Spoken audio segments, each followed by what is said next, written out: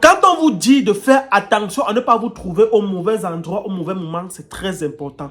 Voici un gars qui s'est fait égorger par le grand frère de son meilleur ami. C'est-à-dire quoi, le gars est chez son meilleur ami un soir, il est avec eux comme s'il avait la famille et tout, ils sont en train de discuter. Le grand frère de son meilleur ami sort, il part vaquer à ses occupations. Son grand frère sort, il lui demande que gars, accompagne-moi un peu, va acheter un poulet parce que ma femme va arriver là tout à l'heure. Il faut que. C'est comme ça que le gars se lève, il accompagne son ami, il accompagne le grand frère de son ami pour acheter le poulet. Le gars s'arrête à route pour pisser. Quand le gars avance un peu pour laisser le grand pisser, il wanda seulement que le gars ressort derrière lui avec un long labi. Pour ceux qui connaissent le labi. Le gars sort avec le labi, il lui met seulement ça partout. Il dit que le gars lui met le labi partout. Il dit, quand vous écoutez l'histoire, vous êtes choqués. Il dit bien choqués. Alors, partagez la vidéo au maximum. Il dit bien partagez. On se retrouve tout à l'heure pour en débattre. Voilà, il faut dire que c'était le 2 juillet 2016. J'étais un moment. Voilà, après la prière, je n'avais pas sommeil. Donc, je suis allé chez mon ami intime. Votre meilleur ami? Oui, mon meilleur ami, en fait. Et je suis allé là-bas. Et j'étais assis au salon. Il avait moi, lui, ses soeurs jumelles. Et il faut dire que son grand frère était en chambre. Et mon ami s'est levé, il est sorti. Il ne m'a pas dit mot. Et j'étais au salon avec ses soeurs. Et le grand frère en question est sorti. Et lorsqu'il est sorti, il a dit à l'une de ses soeurs de m'appeler.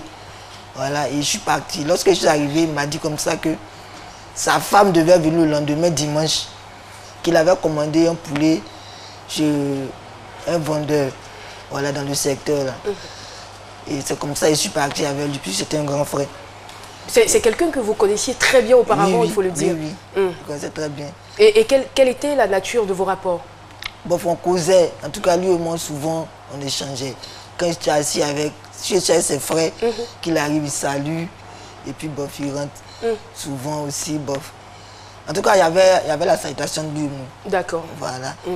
Voilà. Donc, c'est ainsi que je suis l'accompagné. Donc, en allant, bof, on causait. Seulement dit, on causait, il me parlait de sa fille qui avait commencé à parler, qui marchait. Voilà, et le Dieu m'ont causé. Donc, lorsque nous sommes arrivés dans un lieu un peu obscur, il s'est arrêté, faisant semblant d'uriner. Comme je ne pouvais pas m'arrêter près de lui, moi je l'ai dépassé. Voilà, donc je suis allé m'arrêter devant, mais de dos. Voilà. Là, ça c'est juste par respect, hein, pour ne pas le regarder en train de se mettre à l'aise. Et peu après, il est venu, il m'a attrapé par le cou, de par derrière. Et il m'a piqué une fois. Il l'a piqué deuxième fois. Dans la troisième fois, il a attrapé sa main. Et il lui a demandé, mais attends, qu'est-ce qui se passe? Si je t'ai fait quelque chose. Non, sur le côté, oui, en le ventre. Et il lui a demandé, mais si je t'ai fait quelque chose, attends, il y a quoi? Si je t'ai fait quelque chose, tu peux me dire, je vais te demander pardon. Mais je vais demander aux gens de te demander pardon. Et il m'a dit comme ça, reste tranquille, je vais faire vite. Et puisque je ne pouvais pas rester tranquille pour qu'il fasse vite, on a commencé à lutter. En luttant, il y avait un trou quelque part. Mon pied gauche est tombé dans le trou. Et nous sommes tombés. Donc comme nous sommes tombés, le couteau est tombé devant. Et j'ai voulu attraper le couteau. Il a crié au secours une fois. Et il a pris sa main, il a appuyé ma tête. Donc comme le couteau était devant, il a mis mes mains comme ça. Il a attrapé le couteau. Moi, il a attrapé la partie de la lame. Alors, il a attrapé où il y avait le bois. Et il a tiré. Physiquement, il était comment? Physiquement, est-ce qu'il était grand, il était costaud? Il était grand, costaud. En tout cas, lui et moi, il n'y a pas match. Il y a son semblable derrière vous, là, vous pouvez voir, il y a quelqu'un. Bon, il a dit, hein, non. Il est corpulent, normalement. En tout cas, même notre premier, il est plus en forme que notre premier. D'accord. Notre premier aussi, il est... Ouais, et quand vous avez saisi donc le couteau par la lame? Lorsqu'il a saisi le couteau par la lame, il a tiré. Et ça a blessé dans mes mains. Et quand ça a blessé dans mes mains, il voulait en même temps me gaucher. Il a mis ma main gauche. Il a tracé. Donc quand il a tracé, il a enlevé, puisqu'il a enlevé mes mains. Et il a commencé à faire son travail. Donc, bon, quand on dit je ne veux même pas imaginer cela. Quand on dit qu'il a commencé à faire son travail, c'est quoi? Il a commencé à me... Et il a fait, puisqu'il n'avait plus d'issue, il ne savait plus quoi faire. Voilà, j'ai commencé à prier. Voilà, j'ai prié. J'ai dit, Jésus, sauve-moi. C'est comment?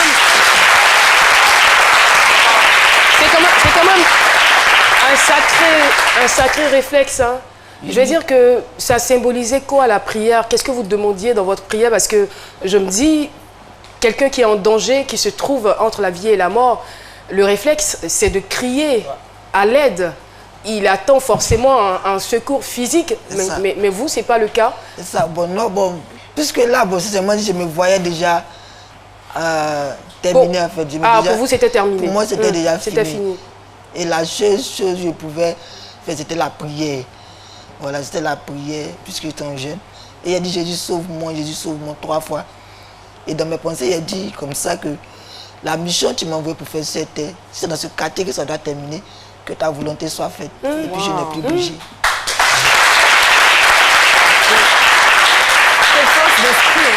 Franchement, une vraie force d'esprit. Franchement. Et je n'ai plus bougé. Bon, j'étais là, j'étais couché. Il y a quelqu'un qui me disait comme ça, bof. Et il ne bougeait plus, c'est tellement dit. Et après, bon, j'avais perdu un peu connaissance. Mais il faut dire que quand tu es dans ce genre de situation, tu te poses mille et une questions. Ouais.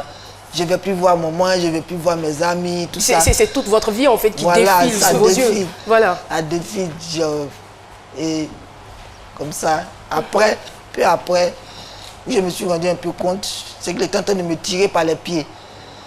Il me tirait par les pieds. Bon, là, je n'ai plus bougé. Je n'ai plus bougé, je me suis laissé. Il me tirait et il m'a mené dans les herbes. Et lorsqu'il m'a mené là-bas, j'étais couché. Je vois, il m'a dépassé. Puisque je ne pouvais pas me lever sur le champ, il a laissé m'a dépassé et j'ai... Donc, si je comprends bien, c'est quand il vous a tiré, parce que vous avez expliqué tout à l'heure, c'est comme si vous aviez perdu connaissance. Oui, oui. Donc, quand il vous a tiré par les pieds, tirait, oui. Vous après, êtes revenu à voilà. vous. Et j'ai senti qu'il me tirait. Et lorsqu'il me tirait, il m'a mis dans les herbes. Là, je ne bougeais pas. Je ne bougeais plus. Puis j'étais couché, je regardais. Et lorsqu'il m'a dépassé, puisqu'il avait déjà coupé, il avait déjà tranché, et j'ai figé ma tête pour regarder. Donc vous êtes passé pour mort. Voilà, pour regarder où il était. Et j'ai vu qu'il s'était un peu éloigné. Il allumait, il fumait. Bon, moi, je ne sais pas ce qu'il était en train de fumer aussi. Donc il fumait. Lorsqu'il fumait, je me suis levé, mais j'étais accroupi. Voilà, j'étais accroupi. Mais le seul qu'on je pouvais passer, c'était de passer dans les herbes. Voilà, et je me suis levé. Et je me suis mis à courir. Et je me suis mis à courir. Mais quand je courais... Vous avez eu la force de vous lever? J'ai attrapé ma tête. J'ai fait comme ça. D'accord. J'ai fait comme ça. Ça, c'est comme une sorte de garrot, en fait, que voilà. vous avez posé. Et j'ai commencé à courir. Et je l'ai vu. Et en courant, puisqu'il était devant moi, je partais comme ça. Lorsqu'il a tourné, il m'a vu prendre la fuite. Il aussi s'est mis à me poursuivre. Et ma chance, quand je suis arrivé, j'ai sorti sur la voie, il avait une dame et un monsieur qui causaient. Voilà. Ils causaient, je suis parti les attraper. Là, ils ont dû avoir peur. Ils ont eu peur, ils voulaient fuir même. Ils voulaient fuir. Et je les ai laissés et j'ai fait le geste. Puis j'ai fait quoi? Donc quand j'ai vu, quand il est monté, ils ont vu. Puisqu'il était un débardeur, il était un peu de sang. Et la dame en question m'a reconnu. Et elle a dit, mais tiens, je le connais, c'est l'enfant à la tante du quartier. Là. Et ils m'ont demandé comme ça de m'asseoir dans le noir. Là. Ils vont l'appeler des gens. Et j'ai fait comme ça, non? Qu'il est là. Il est là. Et la dame, le monsieur a dit, on dirait que son agresseur est là, qu'on n'a qu'à aller avec lui. Et ils m'ont pris, ils sont allés. Donc lorsque ça m'a vu à la lumière, là je ne pouvais plus. Voilà, je ne pouvais plus, j'étais fatigué, tout ça. Et je me suis couché là. Et quand je me suis couché, ils sont là appelés maman. Et mon ami intime en question, mon meilleur ami, ben, maman a dû l'appeler. Il est arrivé. Il est arrivé sur moi. Quand il est arrivé, il m'a dit, criait, il me disait, mais qu'est-ce qui est arrivé à mon frère? Là, c'est mon ami intime qui disait ça. Qu'est-ce qui arrive à mon frère? Avant d'arriver à votre meilleure amie, maman est dans ce studio avec nous très rapidement. On va donc avoir... Est-ce que vous pouvez nous ramener rapidement un micro? Alors, maman, Ibé, bonjour maman. Bonjour. Bonjour ma fille. Alors, quand vous avez appris la nouvelle, comment est-ce que vous avez réagi? Franchement, c'était pas facile. J'étais en chambre. Bon, j'ai eu des sensations. Je savais qu'il y avait quelque chose qui allait m'arriver. Vous avez un pressentiment. Voilà. Et puis, ils sont venus papa à la porte. Et puis, le jeune m'a dit que voilà, ma soeur, ils ont tué. Il est accouché là-bas. Oh là là. Voilà. C'est comme ça. Mais comment je suis sortie de la maison, par les deux sur les lieux, là, je ne sais pas comment j'étais. Bon, j'arrive, on m'attend, on dit de ne pas arriver où il est couché. Je le vois coucher au loin, on m'a dit de ne pas arriver. Il dit, bon, laissez-moi au moins, j'allais appeler son frère. Trouvez-moi un taxi. Peut-être qu'on peut le sauver. C'est-à-dire qu'ils sont partis prendre un taxi. Et puis j'ai appelé son frère. Et puis on est parti à Oufou-Baï. Ils disent qu'ils ne peuvent pas. Mais néanmoins, on lui a passé un ballon pour qu'il puisse tenir jusqu'au chute des très vite. Pourquoi? Parce que c'était grave. C'était grave. C'est-à-dire que maman, on me dit, on m'a dit de ne pas regarder. Si je regardais, je tombais. Voilà. Et après ça, vous êtes allé dans un autre hôpital? On est parti à Oufou-Baï. Après, on nous a conduit au chute des très vite. D'accord. Voilà. D'accord, merci beaucoup. Et quand vous êtes arrivé là-bas, le médecin, qu'est-ce qu'il a dit? Bon, comme ça m'est arrivé.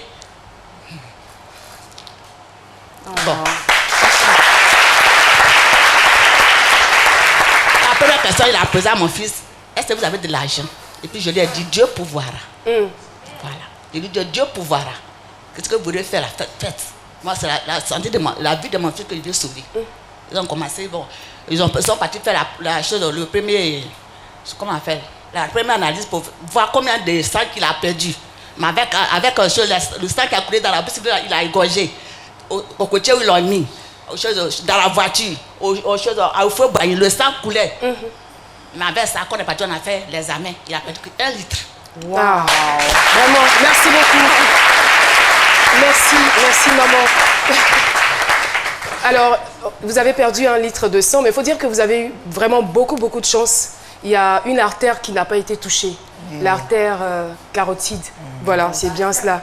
Parce que si l'artère carotide avait été touchée, vous seriez mort. En 1 minute, vous videz automatiquement de votre sang. C'est l'artère qui est directement reliée au cœur. Heureusement, on va dire que cette artère-là n'a pas été touchée. Donc vous allez donc suivre beaucoup de soins, beaucoup de chirurgie, c'est bien cela. Et aujourd'hui, vous êtes là sur le plateau. Mais ce qui est important de mentionner, c'est qu'en plus d'avoir été égorgé, vous avez reçu 25 coups de couteau. 25 coups de couteau dans le ventre. Et malgré cela, vous êtes en vie. Franchement, non. Je pense très sincèrement que vous devriez avoir un visage beaucoup plus rayonnant. Parce qu'on ne parlerait plus de vous aujourd'hui, on parlerait de vous au passé. Franchement, et vous êtes là, c'est un véritable miracle qui vous envoie ici sur ce plateau. Et alors, je vais vous poser 2 questions en même temps. La suite, vos relations avec votre meilleur ami, et qu'en est-il devenu votre bourreau? Ok, bon, la relation entre mon meilleur ami, c'est seulement dire, on cause. Voilà, on arrive à échanger. Il me rend visite. Voilà, mon meilleur ami me rend visite. On échange souvent. Voilà, on se salue. En tout cas, sa famille et moi, il n'est pas mis de distance. Voilà, il n'est pas mis de distance. Puisque la tête même n'a pas mis de distance. Les parents n'ont pas mis de distance, ce n'est pas moi. Même si j'ai été agressé. Bon, je me suis dit non, après, c'est vrai, dans les débuts, ça m'a fait mal. Voilà, pourquoi? Parce que c'est le frère de mon ami, de mon meilleur ami. Il y a eu peut-être aussi des soupçons. Voilà, ça m'a fait mal. Mais lui, bon, c'est seulement dit, je n'ai pas... Vous ne lui en voulez pas du tout? Non, je ne l'en veux pas, c'est seulement dit. Voilà. Et votre bourreau, qu'est-il devenu? Bon, lui, quand jusqu'à l'hôpital, il m'avait donné 3 mois. Voilà, il m'avait donné 3 mois. Et mon grand frère est venu me dire, lorsqu'il m'a dit, moi, seulement dit, j'ai fait une prière. Et 2 semaines après, c'est mon grand frère qui l'a attrapé. Voilà. Mon grand frère l'a appelé avec un numéro que ses frères lui ont donné. Voilà, et un samedi comme ça, mon grand frère était venu me rendre visite avec mon petit frère et sa femme. Voilà. Et on était en train d'échanger et il a lancé le numéro de mon bourreau. Voilà. Et ça a sonné. Quand il a décroché, mon grand frère a joué le plan en disant que lui s'en va en Europe pour 2 semaines. Voilà, mais qu'il voulait quelqu'un pour venir surveiller sa maison. Et c'est ainsi qu'il a accepté. Et mon grand frère a dit de venir à Cocody Duncan. Il a dit qu'il ne connaissait pas Duncan. Que mon grand frère vienne à Bobo PK18. Mon grand frère a dit non, il ne connaissait pas PK18. D'accord. On va essayer de passer certains détails, mais aujourd'hui, il est où? Est-ce qu'il a été arrêté? Oui, il a été arrêté ce même jour même à Djamé, 220 régiments. À Djamé Renault, excusez-moi. D'accord. Voilà, actuellement, il se retrouve à la Maca. À la Maca, ok. Salut à tous, c'est Hens, bienvenue dans cette nouvelle vidéo. Encore une fois de plus, on se retrouve pour échanger, parler d'un sujet qui de près ou de loin concerne notre communauté. Ici, on parle notamment de ce qu'on a vu, on a entendu, si possible, bien évidemment, on donne toujours un peu notre avis. Alors, avant de commencer, pour toutes ces entreprises qui veulent bénéficier de notre grosse visibilité durant le mois de la CAN, notamment en janvier prochain, veuillez dès maintenant vous enregistrer pour faire partie des gens qui vont sponsoriser Hens de son départ du Cameroun pour la Côte d'Ivoire. C'est-à-dire, si vous êtes intéressé par on veut seulement 3 entreprises, on ne veut pas plus. Donc, on va être très sélectif. Parmi les 3 entreprises qui viendront, qui seront sélectionnées, ce sera les plus concurrentielles. C'est-à-dire, si vous êtes intéressé pour donner de la visite à votre entreprise sur nos contenus que nous allons produire exclusivement du côté de Côte d'Ivoire, contactez-nous dès maintenant au 690 63 09 95. Alors, revenons sur l'histoire que vous venez d'écouter. Moi, j'ai dit cette histoire m'a fait franchement mal.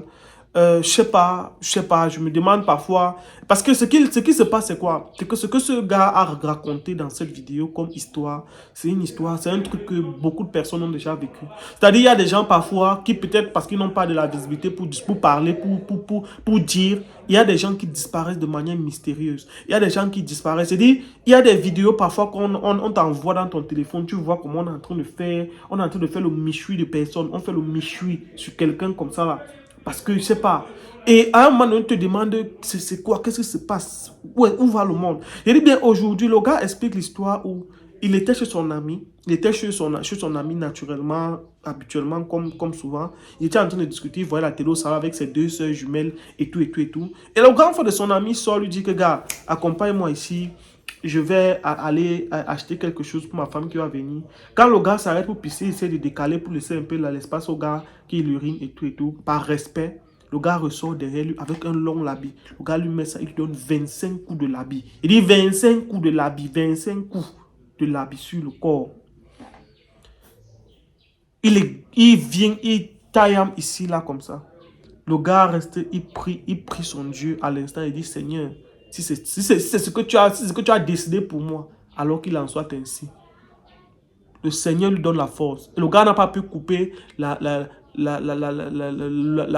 trachée, on dit encore la corde là à l'intérieur qui permet de respirer.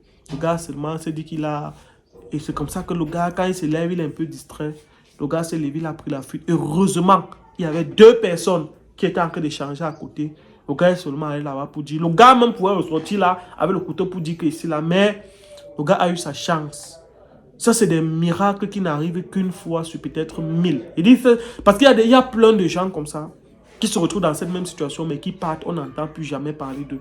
Cette femme ne pouvait plus jamais entendre parler de son enfant, mais le miracle arrive une fois sur 1000. Parce que je dis, c'est des pratiques qui se font. Vous marchez avec des gens ici dehors, les gens sont à côté de vous. Il y a des gens qui ont le cœur. Il y a des gens qui ont un cœur que vous ne pouvez pas imaginer. Il y a des gens avec qui ils sont toujours là, ils sont calmes, ils rient, ils sont posés avec vous.